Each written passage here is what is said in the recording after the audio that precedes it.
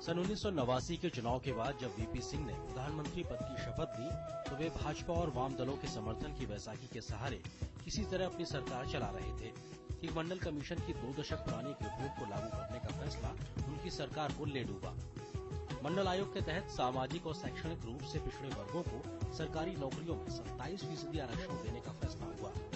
पूरे देश में आरक्षण विरोधी आंदोलन हिंसक रूप लेने लगा। कई जगहों पर छात्रों ने आत्मदाह कर लिया और अपने सर्टिफिकेट जला दिए। पूरे देश भर में मंडल कमंडल की राजनीति शुरू हो गई। भाजपा नेता लालकृष्ण आडवाणी ने मंडल के जवाब में कमंडल की राजनीति तेज करते हुए अयोध्या में राम मंदिर बनाने के लिए रथ यात्रा शुरू कर दी। आडवाणी की रथ यात्रा बिहार में उस समय जनता दल के मुख्यमंत्री लालू प्रसाद यादव के द्वारा रोक दी गई और आडवाणी को गिरफ्तार कर लिया गया। भाजपा ने इसके विरोध में सरकार से समर्थन वापस ले लिया और वीपी सिंह की सरकार महज 11 महीने में ही गिर गई। विश्वनाथ प्रताप सिंह द्वारा प्रधानमंत्री पद से हटने के बाद कांग्रेस के समर्थन से चंद्रशेखर प्रधानमंत्री के पद पर सत्तारूढ़ हुए।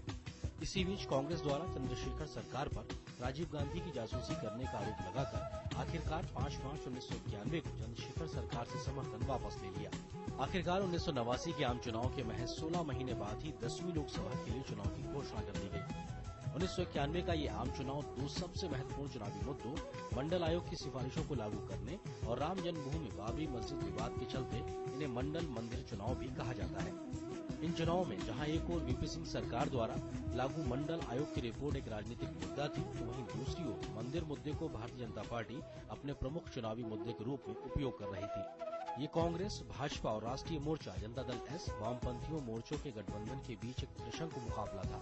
दूसरे चरण के मतदान के लिए चुनाव प्रचार जारी था। इसी दौरान एक आतंकी घटना ने चुनाव के सारे परिदृश्य को बदल कर रख दिया। 21 मई 1991 को पूर्व प्रधानमंत्री राजीव गांधी मद्रास के करीब श्री पेरम्बदूर में चुनाव प्रचार कर रहे थे।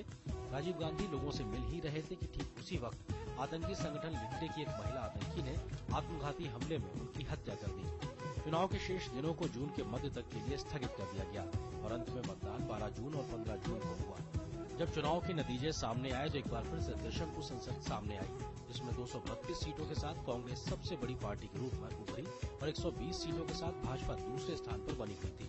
जनता दल 59 सीटों के साथ तीसरे स्थान पर रही। 21 जून 1991 को राजनीति से अपने बोरिया बिस्तर समेट चुके पीवी नरसिम्हा राव को प्रधानमंत्री पद की शपथ दिलाई गई। अमित भारती के साथ श्रीश चंद्र सिंह, डीडी न्यूज।